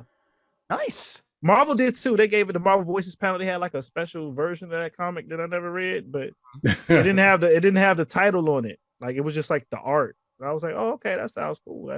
I wound up with one free comic while I was there on the floor on Thursday. For being a Marvel Unlimited Plus member, I was able to go up to the Marvel Unlimited booth, show them my subscription, and got a special limited cover to the Ant-Man miniseries that just wrapped up that Al Ewing was writing. So issue 4 they gave me for free. So now I need to read issues 1, 2, and 3 so I can get to issue 4 that I got for free. But either way, it was a cool cover. It's free comics, bro. Exactly. Comics cost $4 or $5. Not knocking on that at all. Yep. And with a free digital, with a free digital for that matter, because Marvel still does that. Oh yeah, DC's like we don't need to do that. You just sign up for the Ultra app and just stream it like a Netflix show. Yeah. First Zaslav gets rid of that. First 4 issues of Dark Crisis on Infinite Earths are all available on Plus right now. It's like, all right, okay, you got me. That's it. Oh man. From my time there, you know, on the full Thursday that I had, and the 2 seconds I was there on Friday, at least I was there long enough, and I'll put the picture up that I took with Jamal and Donovan on the floor on Friday. But what struck me about the convention when I was there was just how much I love Thursday. Like, beyond a shadow of a doubt, that is easily my favorite day of the entire con, because it's walkable, you can breathe, and there's actually some really good panels on Thursday that would otherwise go missed. Whether it be panels being run by NYPL, which at one point were ran out of NYPL, and now they're run at the place. Some schlub named Jamal had a couple of panels on Thursday. They treat Thursday as like a professional development day for a lot of industry people, which I think is the smart way to go, because you're going to get the least amount of fans because not everybody can get off from work. Yeah. So you will find more academically inclined panels that day, I would say. Yeah, and those are easily some of my favorite panels to go to. And I mean, Jamal, for that matter, how'd you feel the turnout was for the panels that you were running? The turnout was actually really good. I think the comic book school panel was a little bit. We had a few more people, but I think I would honestly say the room was pretty close to like 3/4 capacity, which is good for that's real good. Yeah.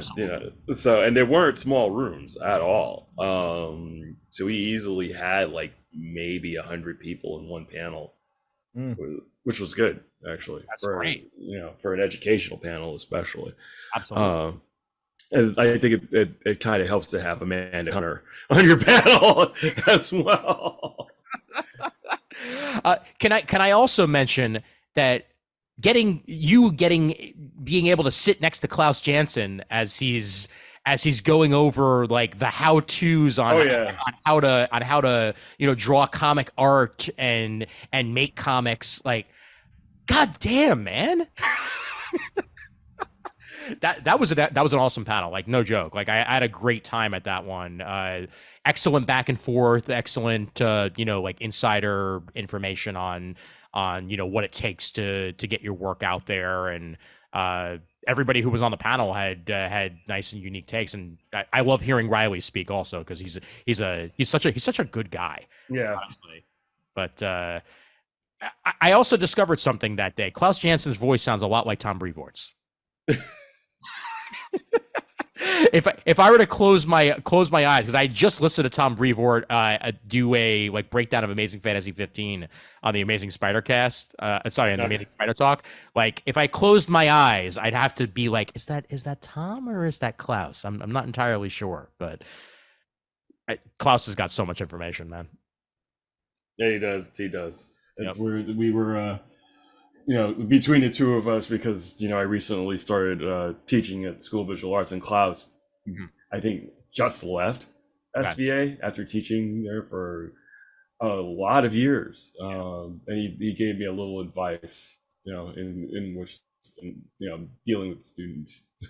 Nice. Count to 10 before you feel anything. 1, 2, 3, 4, 5, 6, 7, 8, 9, 10. Breathe. That's all you need to deal with. Oh man, yeah. But no, overall, I mean, I'm glad that if I were to do one panel, that was the one that I did. I mean, usually I do 5, 6, 7, 8 at a convention, but did not have the opportunity this time around. It was a good time, and I got to sit on my butt for a little bit, which is also really helps a lot. Need that with all that floor. Damn right. All the people. Yep. Absolutely. Damn right. Trying to think of other people that I ran into on the floor. Just friends of the podcast and friends in general that I ran into. Lenny Cooper, who's been a longtime listener to CGS and a friend of both shows, Comic Timing and Comic Geek Speak, ran into there. Raph was going to be on this call, but he got to attend on Thursday. Shout out to Raph, yeah. Oh yeah, absolutely. It was his first time back at a convention in a couple of years, and he was a trooper. He hung in there, and he did his full day on Thursday. And from the looks of it, he had a damn good time, and that's really all I asked from him. Period. Comfort and Adam were there at the con, and Kris and I got to have dinner with them on Thursday night at our now favorite Italian restaurant in the general area that is easy to book a reservation at. I'm going to keep that name close to the vest because I don't want people deciding at New York Comic Con that that's where they're going to go. But I had a really good time there. Got to just overall walking the floor of the artist alley is, I think, one of my favorite parts of being at a con, because you get to see a whole bunch of people that you haven't seen in years or haven't seen in a year, and catch up with them and see how things have been going. Tom Kelly of his book Foot Fist Frankenstein, got to catch up with him for a little bit. Ran into Tom King on the floor and talked to him for a little while, and it was a great time, even for the one day. So had a wonderful experience. How was the wedding? The wedding went well. And while in Boston, after the wedding, on that Sunday before I headed back, I got to hit Newbury Comics for the first time finally, and that was awesome. Newbury Comics, it's basically Boston's Midtown Comics, in only nicer. The one that I went to is not too far from Union Oyster House, so it's smack dab in downtown Boston, a little bit past their Holocaust Memorial. They have a whole bunch of their old older buildings, and they have this mall area there, and then that's where Newbury that I went to is. It's 2 floors, and the first floor is very narrow, but it has where most of their pop vinyls are. But then you walk upstairs and you think oh, okay, this is a nice small space for comics, and then you realize, wait, there's another room, and you realize, wait, there's another room, and you realize, wait, there's another room. It's it's 5 rooms long, and they have vinyl records, they have a t-shirt section, they have manga, they have graphic novels, they have single issues, They've got more pops. They got a clearance section, which was hilarious because you got to see all the pops that nobody was buying. It's and for that matter, there were even some really good comics that were in the clearance section too. But I'd already spent my money. They were doing a buy one get 50% off sale when I was there. So I got the final volume of Paper Girls, and I got the first volume of Rainbow Rowell's She-Hulk as my buy one get one 50% off. I had a great time. So even though I was not at the con, I still had a comic book experience in Boston. And most importantly, the Red Sox aren't in the playoffs. I didn't have to deal with any of that crap. So yeah, good times. Yeah, you heard that, Boston. Yeah, that's funny. That cracked me up. Yeah, but it was a good time, and I got to ride in the cellar for the first time in my life, which is things are amazing. Very relaxing experience, man. Like not having to worry about lining up on a train to then hope that you get the seat that you want. Like they play it like an airport. You get your assigned seat and you sit your ass down and that's it. You can line up right when the train is leaving, and then from there you shave a solid 45 minutes to an hour off your commute because it's a very, very fast train, and there were some gorgeous sights to see because it was in the middle of the day. So yeah, good times. Wunderbar. Exactly. Not being crammed into a convention center, but You're doing okay. Exactly. You're doing okay. Doing all right. Anything else of note that you guys wanted to bring up con-wise? Anybody that you got to see or experience that we haven't touched on yet? From any of you folks? Sure. No, I'm good. nothing to really get into on the track that we've been into. Okay, cool.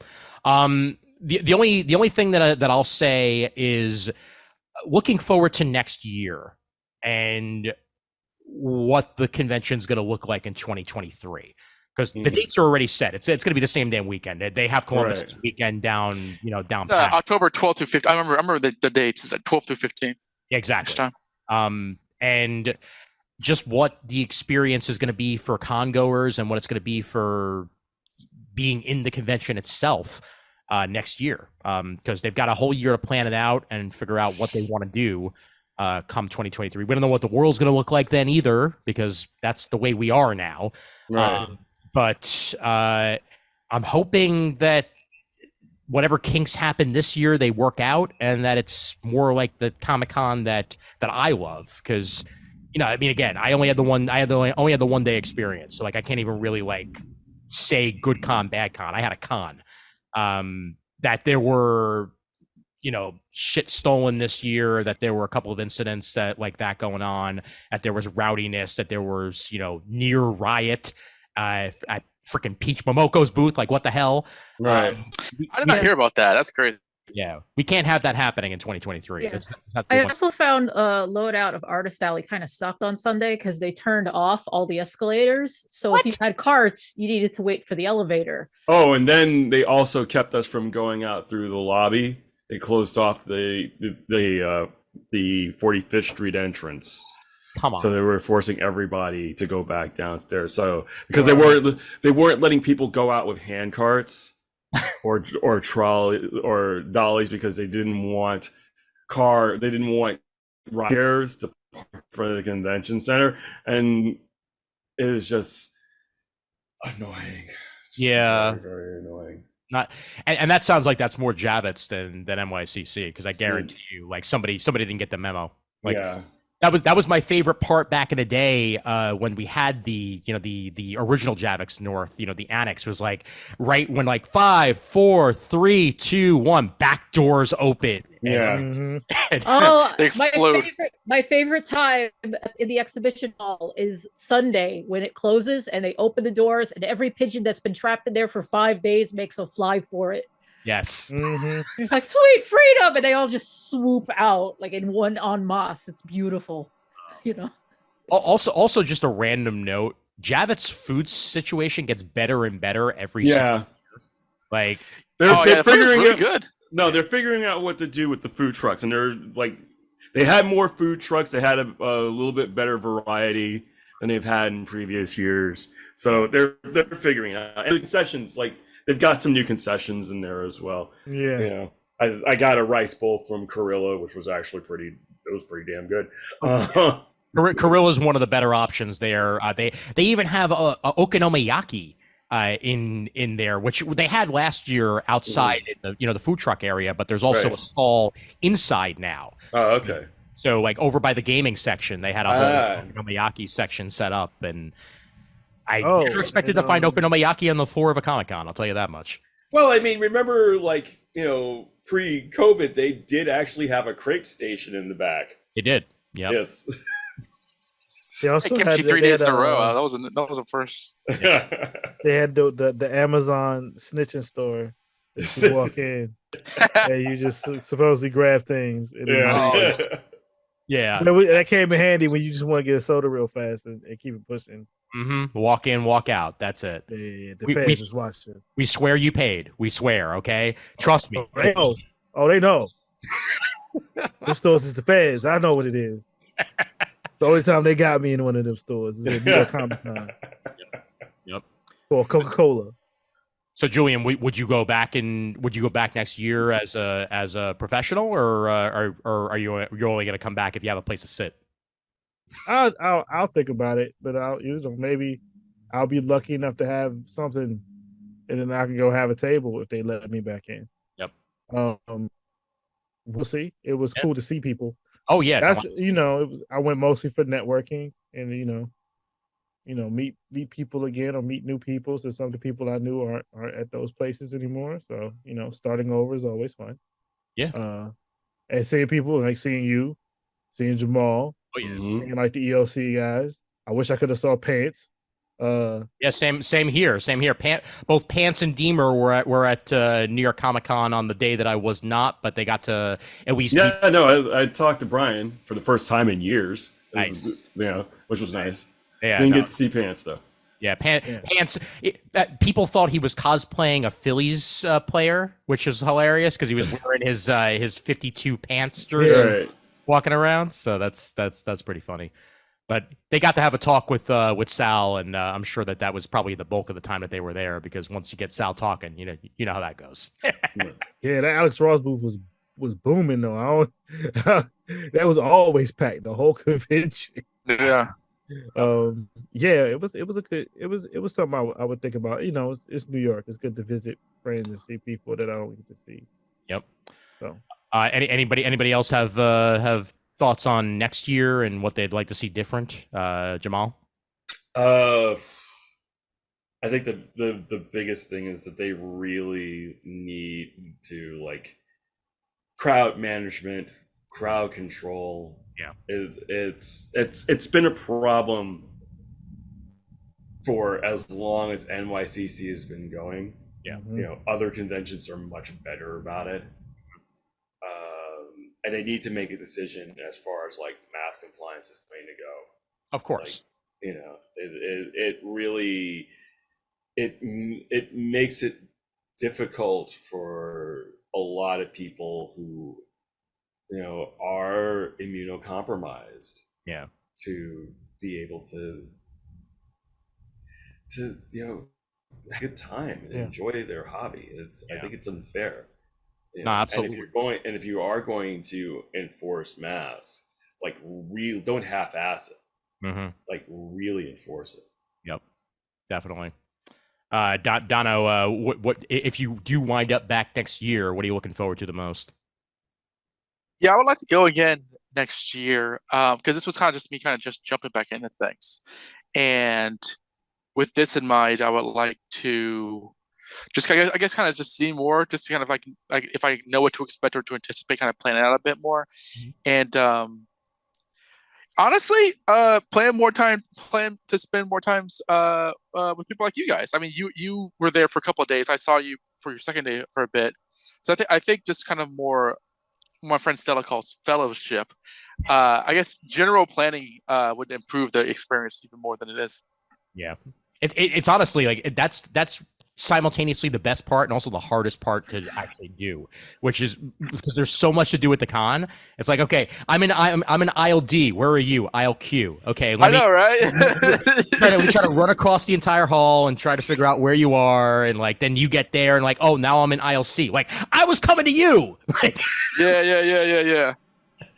Yeah, that's just con life for you right there, man. It's super duper. It's the best part and the worst part all at the same damn time. But that's true. I do love that. Yes, that is kind of like a tricky thing, but like that is just even think about it kind of brings back fond memories. Oh sure, and my favorite damn part of the entire con was again Thursday night, right before closing in the artist alley. I just standing in the middle of one of those aisles, and then literally everybody I know just keeps walking over.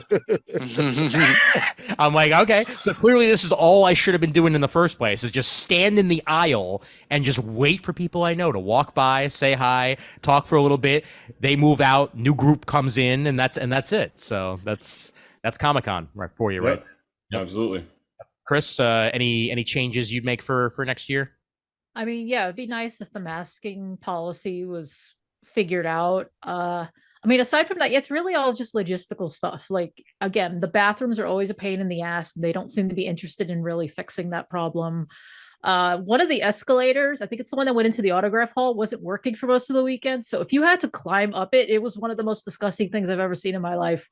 Yeah. Like there was so much trash embedded in it. Like I'm gonna spare the listeners and the video people watching at the sight of it. It was horrible. But yeah, mostly I need the Javits Center to do better. That's fair. Like the convention is what it is. Like it wasn't really that different for me, you know, but in terms of like how they manage the crowds, it needs, you know, it just all that stuff needs to be done way better. Yeah. No, I hear that. And that's been a complaint of, at least for the Javits Center, for I feel like almost as long as New York Comic Con has been running. Like crowd management. It's like, okay, we'll do it this way this year. Maybe it'll work. Okay, so it worked a little bit better, but maybe next year we'll try this instead. Oh, that worked a little bit less. Let's try that this time. That we combine it with a little bit this, and then we'll just ship the rest of the people off into space. Okay, no, that didn't work. So let's bring them back down to space, and we'll bring them over to the north section. Like, it's a little bit of everything. Although at least now almost everything is on site. That has been the biggest improvement, because I hated when they had running around to like different libraries. Oh, I can't even imagine New York City. Yeah. That was crazy. When it's like, oh, you gotta go to the Manhattan Center down like freaking long ass avenues away and wait in line over there. Yeah, Madison Square Garden. I do think that if the con continues to expand, because I don't know the attendance numbers, but I know they were saying they were expecting like almost 200,000 people. But I think now that Hudson Yards are open and there's like there's things like the shed. So like if they do need to expand, they'll try to keep it in the general area. Right. Yeah, it was. Did you guys notice like in the Hudson Yards area, like where the subway exit or entrance is? Did you notice that there was like, you know, industrious comic creators who just set up tables? Oh yeah, I noticed. And were just selling their stuff. I love that level of hustle. Like I was I can't get in. I like that the guy who does that indie comic Calico. Yeah. Like he put up like two giant banners on like 35th or 36th Street as you're walking back towards 10th Avenue. It's like banned by New York Comic Con. I love that. I love that hustle. I love it. Like I was like, you don't see that. I don't see that any other convention. Like, oh, I can't get in. Oh, I'm still gonna have a table. Exactly. I'm still gonna sell these books. I will be here all day. And there were some pretty good food vendors and food trucks set up all along, like right where the entrances were to the subway. So that's something that I didn't know. After going to San Diego for almost 10 years, does New York City Comic Con ever do the thing where like they kind of have like flyers around the city leading up to the con, or is that just in San Diego? No, that's a San Diego thing. Yeah, they're starting to do. I did see like a couple of bus ads, but they don't have like the banners hanging the way that they do in San Diego.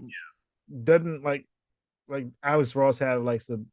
He did. He bought. Well, he had to buy that. Some money, yeah. Like he put some money in billboards in that area And I was like, you really are selling them things for a lot of money if you can afford Oh, New yeah. York City billboard. Criminal enterprise, yeah.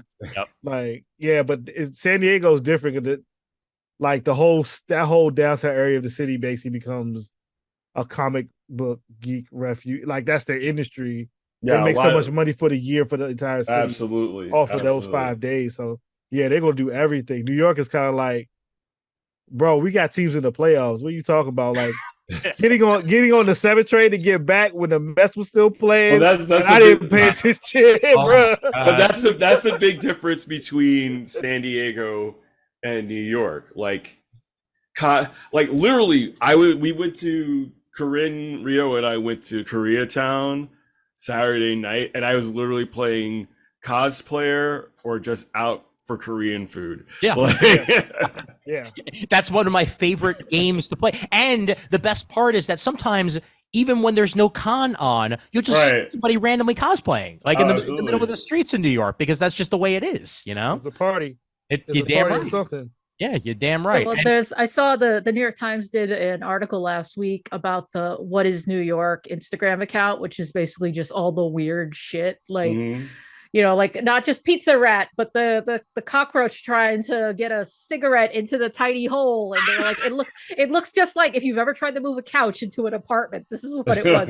But it's also the people who like run across subway stations and they jump from the platform to platform, which is just crazy. And yeah, so I was thinking of that a lot. And mind you, What is New York actually did a New York Comic Con post. They were like, New York Comic Con or ... because they don't know, like, this is New York, people are crazy. And by the way, for the it actually animated series, Peter Parker and Mary Jane, job well done on that cosplay job. I know. No, but that's the best kind of cosplay. It's subtle. Oh yeah, absolutely.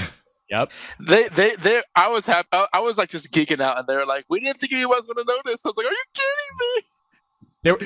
There was a time, just talking about like New York logistics and stuff like that. There was a time, what was it, in 2019, where it was easier for me to just stay on the 7 train and go all the way into Queens and then go into the Bronx than it was for me to deal with the cosplayers that were all getting off at 42nd Street and going their separate ways on the last day. And again, that's something you can do in New York because, I mean, there's, you know, everybody going everywhere, and you go far enough and it's like you were never even at the con. With San Diego is San Diego Comic-Con. Right. For the large amount of that city area for that weekend. That's it.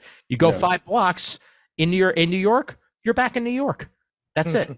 So that's the difference right there. Oh, I want a shout out to the MTA for minimizing the amount of subway shenanigans. Oh yeah, no, that was good. That was good. I had no problems getting to the 7 and getting to Hudson Yards. There were 2 years in a row. There were 2 years.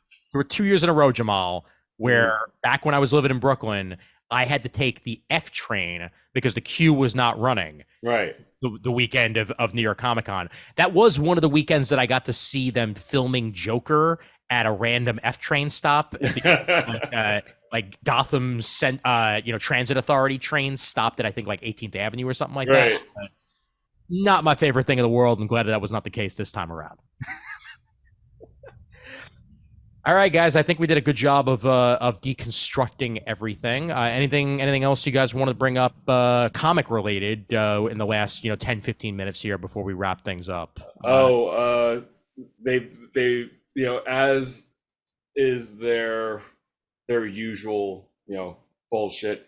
They've been leaking the mid-credit scene from Black Adam. Of course they have. Yeah. I'm not spoiling that, but I heard that Grace Randolph spoiled something and should be getting in trouble for it. Oh, yeah. No, people have been like, Warner Brothers is basically like, boom, boom, boom, DCMA. Yeah.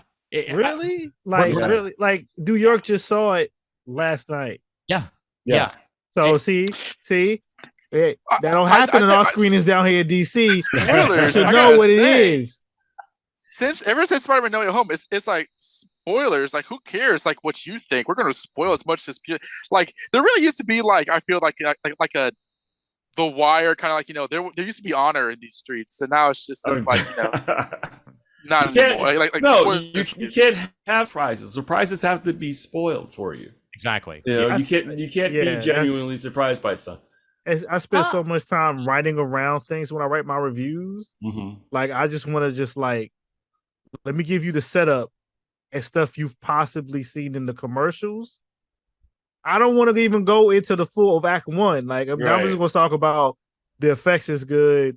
The performances are good. This is what I think. And if I say something that doesn't work, I'm not going to spoil what I don't feel is work. I'll talk around it. But the fact these posts on YouTube and the TikToks and all, let's just go right in and be like, yo, here it is. Like, bro, like for real. I was sorry, I didn't mean to cut you off there. You're good. No, the last thing that genuinely surprised me, and I apologize to anyone listening to this who doesn't know, but I went to see Dragon Ball Super Superhero. There is a post-credit scene. I did not know it was there. Like, I'm like, I gotta pee, and I get up and I'm like, nobody's moving in this theater.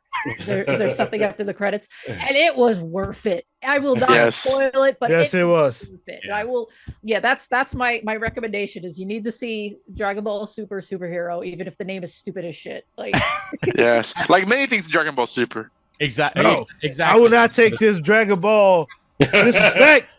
I have had the most fun seeing Dragon Ball Super movies in the theaters. Like it has been a great joy, including the time that I got to see a screener of it on Funimation's dime, and then they paid for bowling afterwards. Like, oh, that's nice. Yeah, that was pretty damn awesome. That is nice. I don't get that love. They just send me an email. Yeah, that was fun. that was the Broly movie, and my brother was sitting next to me going, "This isn't my Broly. This is my Broly." I was like, that movie slapped. It was so cool. It's so much better. As a person who watched every Broly film before and saw that new one, I was like, I rewatched that movie. If it's on Stars and I'm flipping channels, because yes, I still have cable. That joint getting watched. I bought the figure. I almost bought that New York Comic Con special paint job, but I already got that figure. So I don't need another one. That's how much I like Broly. Hey, it was great to see Goku versus the Hulk. Like it was good time. It was amazing. It was amazing. Really was.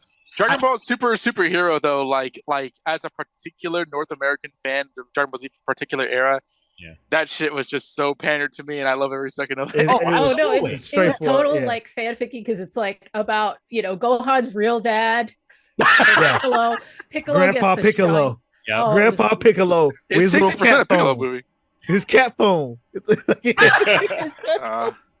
I still haven't seen it. I'm gonna see it. Okay? Oh yeah, sorry. I want to know as little as possible about it.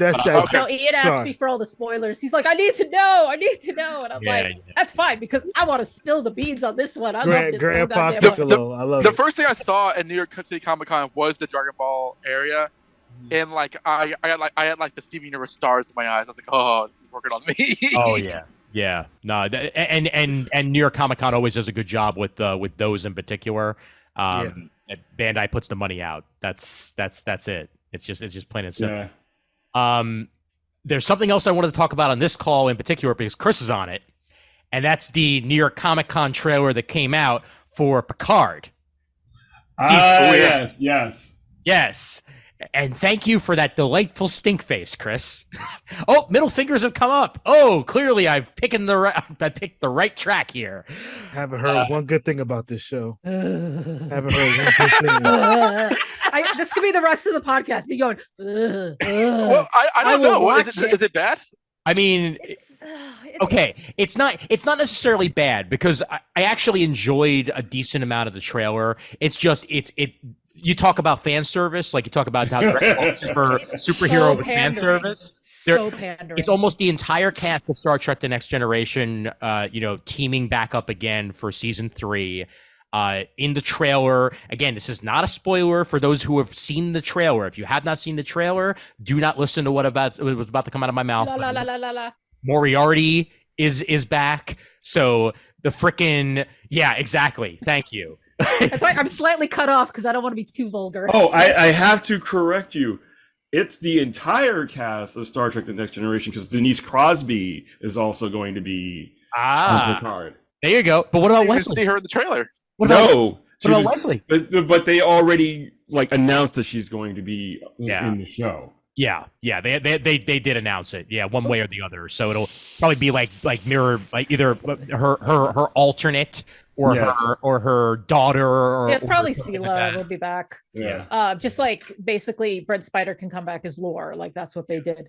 Right. So yes, why the short version of why Star Trek Picard annoys the hell out of me, and it's not even the fan service of season 3. I feel like the fan service season 3 is them trying to salvage all of the mistakes they've made, because the problem is like the first season there's like grim dark and then humor, grim dark and then humor, like it bounced back and forth. It didn't know what it wanted to be. It was really frustrating to watch.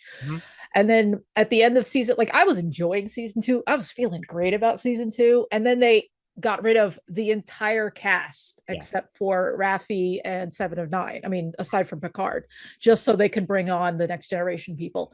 And it's not even like the characters of Picard are my favorite characters, but they deserve so much better than to be treated like that. Sounds like Ghostbusters Afterlife. Yeah. I did not like that movie. I did, and that's fine. I haven't watched it because I just wanted my Lady Ghostbusters back. I am not afraid of no ghost. That's all I'm saying. Okay. It makes me feel good. Yeah, I hope that season 3 at least is satisfying in one way or the other. I hope. The other thing that bugged me about watching that trailer again, you just want me to nerd out over here. I'll keep this short. I knew this was. I knew you needed to say it. Yeah, the thing besides the fact that it's very fan wanky is what bothered me was watching that trailer, and there's a whole thing with like Worf, and he's like, "I've taken a path of pacifism," and I'm like, they're just setting him up for a string of jokes, right? And I don't like Worf in anything TNG related, because like when he got on DS9, they took the character so much more seriously, and like they developed the character more fully. And then whenever he was in one of the Next Generation movies, he was just reduced to a joke again, and it just kind of bugs me. I'm like, if this is supposed to be where they give the entire cast a proper send off because Nemesis is freaking piece of crap. Terrible. Yeah. Terrible. I mean, can we not fall into the same patterns? Yeah, I'm really enjoying this flavor of Geekitude, because I wouldn't know otherwise. Because I'm actually like I'm following a Star Trek podcast. I've watched all the original series. I've watched the first 6 original Star Trek movies, and I'm into the early season 2 of TNG, so I really don't know what comes next aside from. When you get to season 3, it's beautiful. And when you get to Deep Space Nine, mwah. I will say, I mean, no, Ian I assume has not watched Lower Decks yet today. I watched it right before we recorded. I haven't watched it yet. We're not spoiling it, but I did scream at the TV. I was literally screaming in my apartment. It is good that I am moving, because my neighbors probably hate me now, because I was like, what? You'll be thrilled.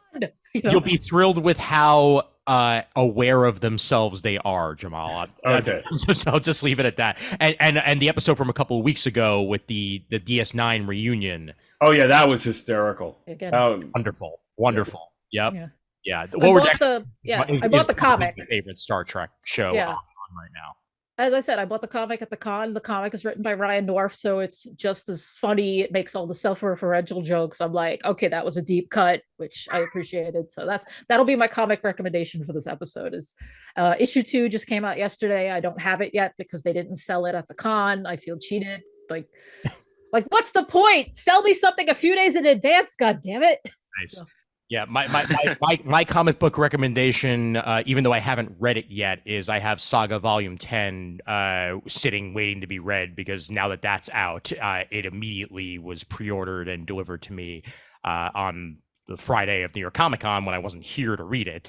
And I am definitely going to devour that sometime within the next couple of days, because I've been waiting way too long to read more Saga, and it is there for me. So, hell yes. So, okay. Comic recommendations, 2 of them. Yes. Last issue of Once and Future just came out. Nice. Which is it just ended so well. And 8 Billion Genies from Image by Charles Soule and Ryan Brown. I've been hearing great things about 8 Billion Genies. It completely surprised me. Yeah. Yep. Julian, you got any recommendations? Okay, the only thing I've read recently was Dark Crisis on Infinite Earths number 5. It was fire. Yep. You about that crisis life. It's true. You're gonna be about this issue. You know what I'm saying? Getting in there, getting some real big reveals, new things happening. And I guess I mean I just be reading the little manga on the Shonen Jump app. So you know that One Piece is fire. You know what I'm saying? They got a big reveal of a character we've been hearing about since I don't know, 2000 or something. Like you just finally see him, and it's interesting. So Nice. One Piece always, and that Dark Crisis on that Infinite Earths. That's all I got. Dono, you got anything? All right, well, not to make him lonely with the manga recommendations, but like I enjoy reading Hajime no Ippo, the classic boxing series, which is probably even longer than One Piece. So that's gearing up for chapter 1400. Nice. So that's pretty cool. In terms of comic books, still really enjoying. No, I'm interested in the new. I liked the Batman Two-Face One Bad Day one shot. That was really good. Yeah. Especially the artwork. It was different than what I was anticipating. It was a really solid one shot Batman story. That was very good. Batman versus Robin by Mark Waid is really good. It is. Yeah, it is actually really good. Yeah. Like that's definitely and it's continuing off of a thread from the World's Finest comic that he's doing, which this kind of just classic comics. I am really going back and forth on Amazing Spider-Man by Zeb Wells.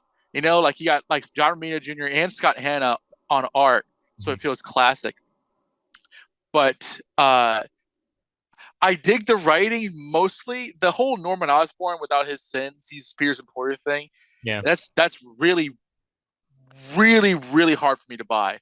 Because like it's not so much like it's the tension. It's like, Norman, I need help fighting the Vulture. It's like I don't know about this, but I really like the crime angle. I like the whole Tombstone thing. I like the whole 80s Hobgoblin thing he's gearing up with a Black Cat. So like I am enjoying it. It's not a clean enjoyment, but I am digging ASM right now. Yeah, I still need to read the Hobgoblin stuff that just came out. I haven't gotten to that yet, but I've been overall digging it. And yes, I agree the Norman Osborn stuff's a little bit weird, but remember, Sin Eater. He ate his sins, you see. That's comic book crap, and you know it. Oh, I know, please. But it's good comics overall, though. I think Zeb and John Romita have been doing a great job, and Ed McGuinness is doing a couple of issues coming up on art chores. I believe he did the was it 900 that just happened? He did, yes, and he's going to be drawing some of the stuff upcoming for the for that big crossover they're doing with the Scorned Clones. So oh my god. That'll be a whole thing. I'm sure the Ben Reilly fan in me is going to absolutely love every single minute of that. Yeah, I'm gonna raise Cain and catch a case with that. Like I saw that big banner they had for like Chaos War, whatever it was, and I was just like, you backstabbing. Okay. Oh, just because you mentioned the One Bad Day, solicited this month in previews, and which means it'll be out in 2 months. Jamie McKelvey drawing a Catwoman One Bad Day. Like, I can't ask for that. Like, I cannot wait for that. That's going to be so damn good. Yeah, the Two-Face one was actually really good. Yeah, I've heard it was, and there's a what is it? Is the Mr. Freeze one out yet, or is that this month? I think that's this month. I don't think it's out yet. Yeah, I just want these all collected in the hardcover. I can't wait to have them all on my shelf. Yep. All right, I think that's that for the most part. Let's go around the table and let people know where you live. Don't actually give addresses because then you'll get stalkers. Jamal, let them know where they can find you on the internet. Mostly on Twitter at Jamal Igle and on Instagram at Jamal Igle, Jamal_Igle_artist. I'm on Facebook, but I don't check Facebook as often as I used to. So. Yes. Yeah, yet another fan of the underscores. I appreciate that as I_am_sci-fi. So yes. Julian, where can they find you? Julian Lytle on social media. That's where you can find me. Hell yeah. LYTLE is how you spell my last name. I look for pictures of me wearing expensive tennis shoes. Random thoughts about rap music. And occasionally I'll talk about comics, but I don't want no smoke from no bad actors. That is true. So I'll just, None of us do. Yeah. So if I don't talk about them, I won't have to deal with them. Just because you mentioned how to spell your last name, it's Lytle with a Y, but it's not where you think. Oh. And Kris, where can they find you? I mean, the same place that you can always find me, to take over the world. No, wait, that's not right. Nice. Yeah, I mean, personal, like on most social media, I'm at Lampbane. On Twitter, if you want to see what I'm actually working on, it's usually at Kris Naudus. But yeah, I also have at Lampbane, which is where I will complain about comics and anime and all that other stuff, because I'm like, this is my personal account. Yes. Oh, and I have an itch.io now, so that's also Lampbane. Nice. Yeah. And Donovan. I do work for DCComics.com. You can find my articles that is especially coming out this month. I'm doing quite a number of them. My podcast, Questions We Don't Have Answers, I co-host with Harrison Chute. You can find on KinoAnswers.com. I also review Nightwing on the BatmanUniverse.net, and my Twitter handle is DonoDMG1. Feel free to downgrade. Do they do the whole down? No, they don't do that anymore. I don't. Yeah, as I say, feel free to watch me shit post there. Yes, and make sure to subscribe to his RSS feed, and you'll be able to learn more in that way. Just find your nearest news reader. Okay, there we go. Welcome back to the year 2004. Excellent. I miss 2004. Thank you. Similar times. Well, that's that with that. So I'll just play the usual CGS end credits theme and give end credits to both shows, because once again, for this particular episode, that's how I roll.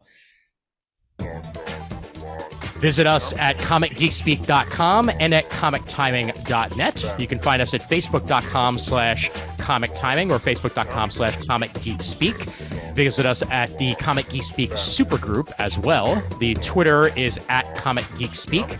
You can find me at I_AM_sci-fi for some comic timing related stuff there as well. If you would like to send an email, that'd be at comicgeekspeak@gmail.com.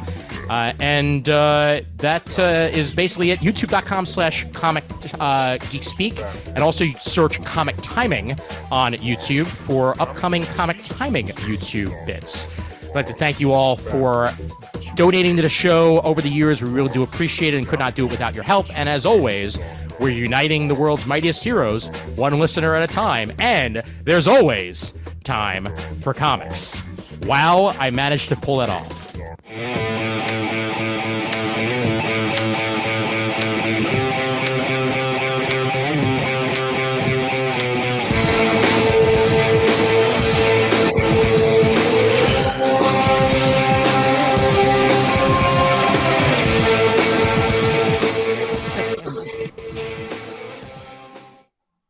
It's over. Yay! All right. Yay! All right. Yeah.